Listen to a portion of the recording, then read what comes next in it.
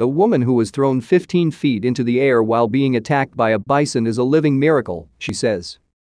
Amelia Mia Dean, 19, and a friend, along with her friend's dog, were on day 2 of a month-long cross-country road trip and at the end of a hike along a Custer State Park trail in South Dakota when they came face to face with a bison. They came over a hill and saw down in the dip, quite a way ahead of them, they saw a big male bison, her father Matthew Dean told ABC and Fox affiliate Dakota News Now. While Mia and her friend thought about turning around to avoid it, they decided against it since they were nearly out of supplies after hiking for almost 2 hours. I was really dehydrated, it was really sunny, and we'd both given our water to the dog like an hour ago, Mia, who is from the UK, recalled to the outlet. So, she and her friend made their way around the animal when suddenly the bison looked up. They were over 100 yards away, and the bison just ran down the hill at her.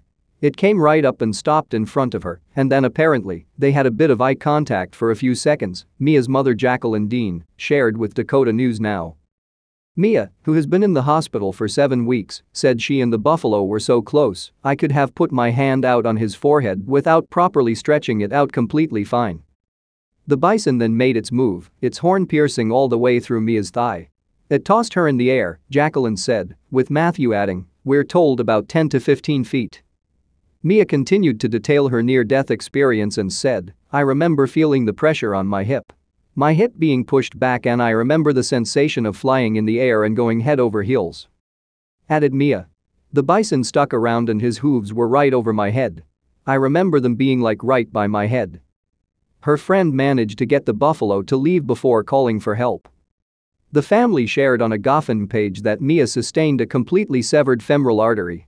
We are beyond fortunate that our daughter is still breathing, as she should have bled out in 2 to 8 minutes after the severed artery, and the ambulance didn't arrive for 20 minutes. It is a miracle that she is alive today, they said. Mia agreed and told Dakota News Now it's a miracle she lived until the ambulance arrived, let alone when she arrived at Monument Health in Rapid City, South Dakota. In addition to her femoral artery, the bison's horn also caused damage to both her tibial and peroneal nerves, which has left her paralyzed from the knee down in one of her legs. Mia now has another battle to fight as she tries to afford the care she'll need to fully recover.